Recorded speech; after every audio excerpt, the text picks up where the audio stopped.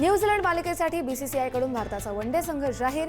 श्रेयस अय्यरचं पुनरागमन तर हार्दिक पंड्या आणि जसप्रीत बुमराह बाहेर.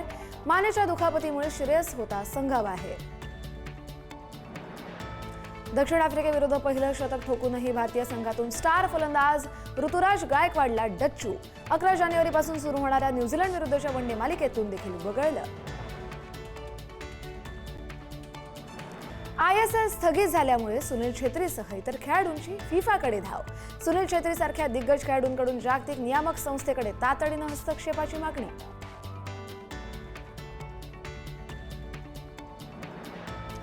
रिअल मॅड्रिडचा मुख्य स्ट्रायकर किलियन एम्बाप्पे याच्या डाव्या गुडघ्याला दुखापत. आगामी काही महत्त्वाच्या सामन्यांना मुकण्याची शक्यता.